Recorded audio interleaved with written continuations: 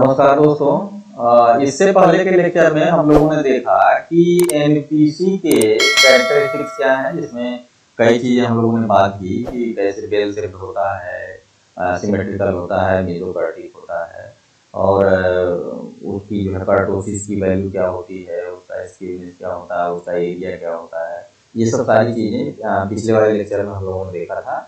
आज हम देखेंगे कि एनपीसी का कौन कौन सा यूज है। जैसे पिछले लेक्चर में भी हमने बात की थी कि यूज क्या है कि कोई प्राप्तांक दे दिया जाता है और उसके ऊपर या नीचे वाले छात्रों की संख्या बतानी रहती है। कोई समूह है, उसके अंदर जो प्राप्तांक है उसमें छात्रों की क्या स्थिति है, या दो प्राप्तांकों के बीच कितने छात्र आ रहे हैं, या प्रश्नों का कठिनाई स्तर कैसा है, विशेष स्थिति वाले छात्रों की क्या संख्या है। ये सब यूज हैं एनपीसी के। आज हम एक एक अब यूज करके लेके चलेंगे कि कौन कौन से उपयोग जो है एनपीसी हैं। जैसे पहला जो है उपयोग एनपीसी का है कि दिए गए प्राप्तांक से अधिक या कम अंक प्राप्त करने वाले छात्रों की संख्या ज्ञात करना। तो अगर कोई प्राप्तांक दिया है समूह में और उसके ऊपर या उसके नीचे कितने छात्र लाई कर रहे हैं, कितने छात्र आ रहे हैं, इनकी संख्या को बतानी रहती।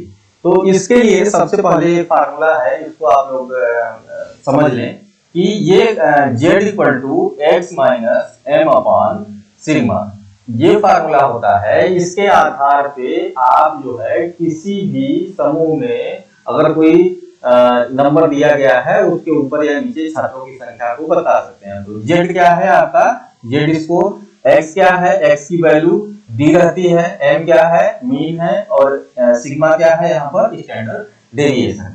तो ये फार्मूले को आप याद रखें। इसके आधार पे अब हम कोई न्यूमेरिकल देखेंगे कि कैसे जो है सॉल्व किया जाता है, कैसे जो है किसी न्यूमेरिकल को आप आसानी से लगा सकते हैं, निकाल सकते हैं एनपीसी के माध्यम से। अब जैसे पहला यूज जो मैंने बताया कि दिए गए प्राप्तांक से अधिक या कम अंक प्राप्त करने वाले छात्रों की संख्या आपको निकालनी है। ऐसी स्थिति में मान लीजिए एक सवाल दिया गया है, सवाल को समझ लें अच्छे से। देखिए एनपीसी के यूज में न्यूमेरिकल भी जो होता है उसको समझने में ही सारी जो है कलाकारी है। अगर न्यूमेरिकल आपने अच्छे से समझ लिया तब तो फिर बहुत आसानी से आप सॉल्व कर लेंगे। अब जैसे 200 छात्रों के एक परीक्षण पर मीन 50 है और एसडी जो है 12 है, तो ज्ञात करें कि कितने छात्रों ने 60 से अधिक अंक प्राप्त किए।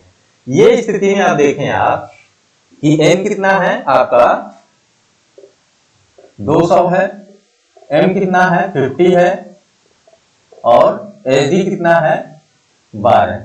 अब ये क्या कर रहा है कि कितने छात्रों ने 60 से अधिक अंक प्राप्त किए हैं।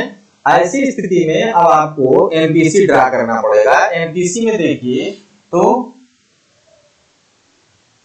इसको प्रश्न को समझ लें। एनपीसी देखें तो एनपीसी क्या कहता है, एनपीसी कहता है कि मीन मीडियन मोड तीनों एक सेंटर पे होते हैं। यानी मीन आपका यहाँ पर रहेगा, मीन है जो ये 50 यहाँ पे रहेगा। अब ये क्या कर रहा है कि कितने छात्रों ने 60 से अधिक अंक प्राप्त किए। तो यानी जो 50 है ये तो मीन हो गया। अब आपको निकालना है 60 से अधिक, यानी 60 कहीं इधर जाके लाई करेगा। ठीक है, तो अगर हम एक हाइपोथेटिकल एरिया मान लें, मान लीजिए ये है 60, ठीक है, ये 60 अंक प्राप्त करने वाले बच्चों की संख्या है। ठीक, तो ऐसी स्थिति में क्योंकि हम आप सभी लोग जानते हैं कि 50% एरिया इधर रहता है, 50% एरिया इधर रहता है एनपीसी में। दाएं साइड 50% और बाएं साइड 50%, दोनों साइड में। तो अब ये जो 60 नंबर से अधिक जो बच्चे हैं वो लाई करेंगे आपके दाहिने साइड में ऊपर। क्यों? क्योंकि जो है वो सर्वोच्च अंक प्राप्त किए हैं, 50 आपका मीन है, तो ये ऊपर की तरफ जाएंगे। ऐसी स्थिति में अब आपको ये एरिया निकालना है कि ये 60% बच्चे जो हैं ये एरिया कितना है। अगर ये एरिया आपको पता चल जाए तो आप 50 से माइनस करके आसानी से बता देंगे। ठीक है, तो सबसे पहले इस एरिया को निकालेंगे। ऐसी स्थिति में अब 60 देखिए 60 से अधिक अंक प्राप्त कर रहे हैं, इसकी 60 की उच्चतम सीमा लेंगे। 60 की उच्चतम सीमा क्या हो जाएगी, 60.5। ठीक है, इसी तरीके से 60 की न्यूनतम सीमा क्या हो जाएगी, 59.5। तो 60.5। अब देखें यहाँ पर x आपका हो गया 60.5। ठीक है, जो फार्मूला होता है आपका z equal to x minus m upon sigma. ऐसी स्थिति में x आपका 60 हो गया और m दिया हुआ है, सिग्मा दिया हुआ है, तो आप अब z की वैल्यू कैलकुलेट कर सकते हैं। तो z इक्वल टू हो जाएगा 60.5 माइनस m कितना है 50 बटे ये हो गया सिग्मा 12। अब इसको सॉल्व करेंगे तो ये वैल्यू आपकी आएगी 0.88 सिग्मा। ठीक है, ये वैल्यू आ गई आपकी सिग्मा की। तो अब देखें ये जेड में है, तो जेड को एरिया में कन्वर्ट करने के लिए आपको टेबल देखनी पड़ेगी। ठीक है, टेबल कैसे देखी जाती है ये आपको हम बता देते हैं कि पहले आप जो है एक्स की वैल्यू कैलकुलेट करेंगे, निकालेंगे यहाँ से। अब ये आएगा 60.5, इसके बाद इसको जो है जेड में कन्वर्ट करेंगे, जेड को 0.88 सिग्मा आ गया। अब इस एरिया, इस सिग्मा का आपको देखना है जो है एनपीसी की टेबल में एरिया।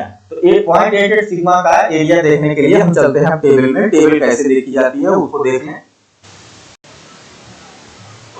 अब मान लीजिए आपका सिग्मा का मान 0.88 सिग्मा आ गया। ऐसी स्थिति में अब आपको टेबल की जरूरत पड़ेगी। टेबल आप देखेंगे तो सभी किताबों में पीछे दी रहती है, या जो है अलग से भी टेबल का जो है एक चार्ट आता है, बुकलेट आती है, वो एग्जाम में आपको प्रोवाइड की जाएगी। जैसे ही आप मांगेंगे कि हमको जो है टेबल देखनी है, तो टेबल के लिए आपको पूरी टेबल दे दी जाएगी और उसमें से आप जो है एरिया देख सकते हैं। अब उसमें देखें तो सबसे पहले मान लीजिए आपकी वैल्यू 0.88 सिग्मा आई। अब इसको एरिया में कन्वर्ट करना है, तो एरिया में कन्वर्ट करने के लिए आप टेबल में जाएंगे, ये सेव टेबल। अब इसको टेबल देखें तो टेबल में ऊपर लिखा रहेगा proportion of area under the normal probability का, सामान्य प्रायिकता वक्र में क्षेत्रफल का अनुपात। अब आपको 0.88 सिग्मा का एरिया देखना है। तो अब देखिए यहाँ जेड की वैल्यू इधर पॉइंट में दी गई है और इधर पॉइंट में दी गई, इधर दशमलव के 2 अंक में दी गई है, इधर दशमलव के 1 अंक में, और नीचे आगे ये नीचे तक 2 से लेके 5 तक दिया गया है। अब इसमें आप देखेंगे मान लीजिए आपका 0.88 सिग्मा है, तो अब दाएं साइड और बाएं साइड दोनों में जाएंगे 0.88 हो जाएंगे। मान लीजिए इधर आपको मिला, ये देखिए यहाँ पर 0.8 मिला और 0.88 है। अब इधर भी देखेंगे तो 0.08 यहाँ पे है, यानी 0.88 ये दोनों मिल रहे हैं। अब दोनों को आप क्रॉस करेंगे, यहाँ से इधर से जाएंगे, इस साइड से, बाएं साइड से, और ऊपर से आएंगे जहां पर दोनों वैल्यू मिल रही है। ये देखें यहाँ पर मिल रही है 313106 यहाँ पे मिल रही है। तो ये आपका एरिया हो गया, क्योंकि एरिया आपको निकालना है, तो ऐसी स्थिति में आप इसमें 100 का गुणा कर लेंगे। ठीक है, तो 0.3106 है, तो अभी हो जाएगा 31.06%। ठीक, इस तरीके से आप जो है, अब देखिए यहाँ पर लिखा हुआ है 31.06%। इस तरीके से आप किसी का एरिया निकाल सकते हैं। जैसे मान लीजिए दूसरा है -1.21 सिग्मा। अब इसको देखें तो यहाँ पर पहले 1 ढूंढेंगे, देखिए 1.2 यहाँ पर मिल गया आपको, और 1 देखना है 0.1, तो 0.1 इस पर जाएंगे। अब इन दोनों को मिला लीजिए, ये देखिए यहाँ पर मिल गया आपका ये वैल्यू। ठीक है, ये वैल्यू मिल गई 3869। तो इसमें 100 का गुणा कर लें तो ये हो जाएगा 38.69%। इसी तरीके से और है 0.38 का देखना हो तो 0.38 का यहाँ से 0.3 और 8 इसमें जाएंगे, ये दोनों को मिला लेंगे, 14.80 हो रहा है, तो इसको 100 को गुणा करके 14.80% बना लेंगे। सेम कंडीशन एरिया से जब आप सिग्मा कन्वर्ट करते हैं, सिग्मा से देखिए एरिया कन्वर्ट कर लिया आपने, आगे आपको जरूरत पड़ेगी एरिया से सिग्मा कन्वर्ट करने के लिए। तो एरिया आपको दिया रहेगा, उसको सिग्मा में कन्वर्ट करेंगे। एरिया से सिग्मा में कैसे कन्वर्ट करेंगे, आपको यहाँ पर एरिया ढूंढना पड़ेगा। जैसे ये है 29.95%। ठीक है, अब इसमें देखिए कहाँ पे मिल रहा है 29 आपको ढूंढना पड़ेगा 29, ये देखिए यहाँ पर 2995। ठीक है, तो अब ये दोनों को आप यहाँ देखिए 8 और सिग्मा। ठीक है, 8 और सिग्मा, क्योंकि ये दोनों यहाँ पे मिल रहे हैं। तो ऐसी स्थिति में आप एरिया से सिग्मा में भी कन्वर्ट कर सकते हैं। हाँ, तो टेबल के हिसाब से 0.88 सिग्मा की जो वैल्यू आई आपकी, ये आई एरिया में 31.06%। अब 31.06% आपका ये वाला एरिया आपको मिल गया। ठीक है, ऐसी स्थिति में आप पहले आप जो है इसमें से 50% निकाल देंगे, तब आपको टोटल एरिया मिल जाएगा। तो अगला स्टेप क्या करना है, टोटल स्टूडेंट क्या कितने हो जाएंगे, 50 माइनस 31.06। अब इसको आप यहां से देख लें कि ये 50% क्योंकि टोटल एरिया है, तो आपको इसमें से 31.06 निकालना पड़ेगा, तब आपको ये वाली एरिया मिलेगी। अब इसको सॉल्व कर लें तो क्या हो जाएगा, 50 माइनस 31.06, ये हो गया 18.40। ठीक है, ये प्रतिशत में है, तो क्योंकि संख्या जो है छात्रों की पूछ रहा है, प्रतिशत में नहीं पूछ रहा है, तो ऐसी स्थिति में अब आप टोटल स्टूडेंट, ये तो परसेंट में है, अब टोटल स्टूडेंट निकालेंगे, कितने हो गए 18.40। एन कितना है आपका 200 इंटू 100। ठीक है, ये आपका कैलकुलेट करने पर आ जाएगा, इसको ये कर दीजिए, 18×36 करीब 37 स्टूडेंट के आसपास आएगा। यानी जो है 60 के ऊपर कितने स्टूडेंट रहेंगे, 37। ठीक है, इसके हिसाब से आप ये संख्या बता देंगे। अब दूसरा देखें, दूसरा इसमें है, पहले वाला तो है 60 कितने छात्रों ने 60 से अधिक अंक प्राप्त किए। अब दूसरी कंडीशन क्या है कि कितने छात्रों ने 35 से अधिक अंक प्राप्त किए। ठीक है, ऐसी स्थिति में फिर से आपको एनपीसी ड्रा करना पड़ेगा और देखना पड़ेगा कि जो है कितने छात्र हो रहे हैं इसमें। अब एनपीसी पर देखें तो 35 है, क्योंकि आपका जो है मीन यहां 50 है। ठीक है, मीन आपका 50 दिया हुआ है।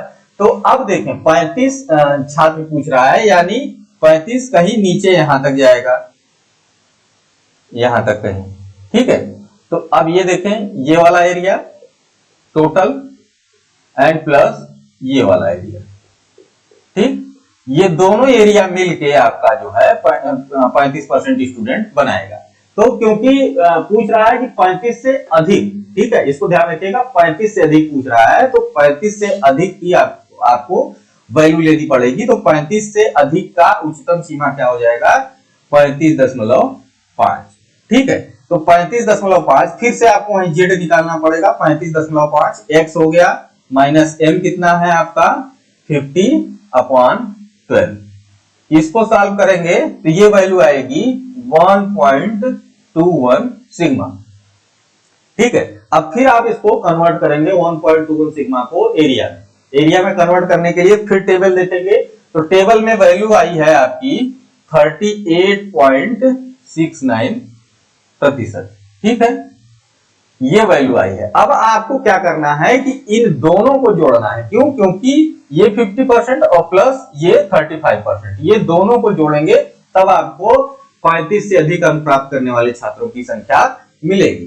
तो ऐसी स्थिति में अब आप दोनों को जोड़ लीजिए, तो ये हो जाएगा यहाँ पर टोटल स्टूडेंट्स इन परसेंट में कितना आ जाएगा 50 और प्लस 38.69, तो ये हो जाएगा आपका 88.69। ठीक है, प्रतिशत। अब इसको आपको कन्वर्ट करना है किसमें, नंबर में। तो नंबर में क्या करेंगे, 88.69/100 इंटू 200। अब जो वैल्यू आएगी वो आपकी कहलाएगी 35 के ऊपर छात्रों की संख्या। ठीक, ऐसे आप इसको निकाल सकते हैं। अब देखते हैं दूसरी कंडीशन क्या है। ये पूछ कर रहा है कि 55 से कम अंक प्राप्त करने वाले। अब इसको समझिए,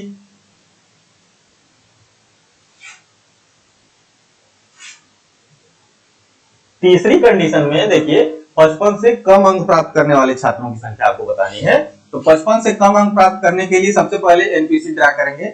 इसको देखिए, यहां पर देखें ये 50% है, तो 55 कहीं यहाँ क्या यहाँ आसपास जाएगा।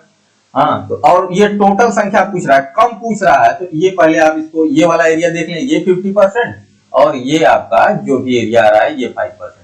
तो अब आपको कम पूछ रहा है, तो इसकी x की वैल्यू क्या हो जाएगी 55 की 55 यानी 54.5। फिर वही करना है प्रोसेस, -50/ 12, ठीक है, क्योंकि x minus m upon sigma. तो इसको सॉल्व करेंगे तो ये आएगा 38 सिग्मा, ठीक है, इसको सॉल्व करेंगे तो 0.38 सिग्मा आएगा।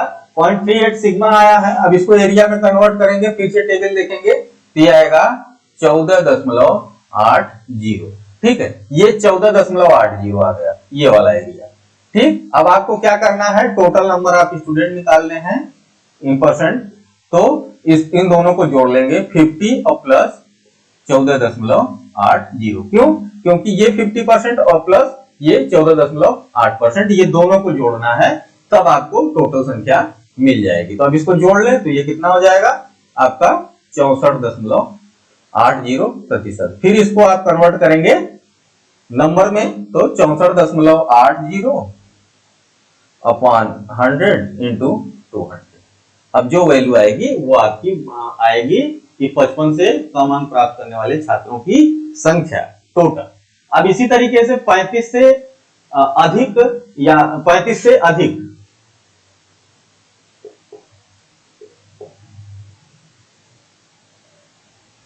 कम कर लीजिए, 35 से कम अंक प्राप्त करने वाले छात्रों की संख्या। अब इसको देखिए यहां पर एनपीसी में, तो ये कैसे निकलेगा,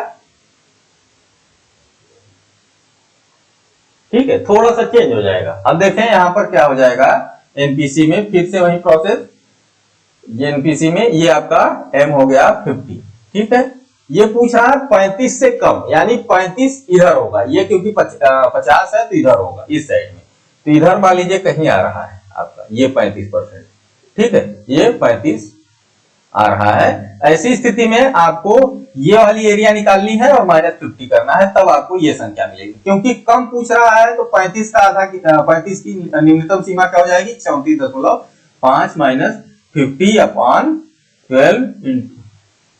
12 अब इसको सॉल्व करेंगे तो ये आएगा 1.71 सिग्मा। फिर इसकी टेबल देखेंगे तो टेबल में इसकी वैल्यू आएगी 45.69, ठीक है, ये 45.96% हो गया ये वाला एरिया, ठीक। अब इसको क्या करेंगे -50 कर देंगे, तो total number of student in percent क्या हो जाएगा 45.69 -50, ठीक है, इसको सॉल्व कर लेंगे, जो भी वैल्यू आएगी उसको कन्वर्ट कर लेंगे आप नंबर में, ठीक है। अभी परसेंटेज में, परसेंटेज में आएगा, परसेंटेज के बाद जो है उसको कन्वर्ट कर लेंगे नंबर में, सेम उसी फार्मूले से, तो आपको जो है 35 से कम अंक प्राप्त करने वाले छात्रों की टोटल संख्या मिल जाएगी। तो ऐसे एनपीसी का ये पहला यूज है। अब नेक्स्ट लेक्चर में दूसरा यूज देखेंगे कि दूसरा यूज एनपीसी का क्या है।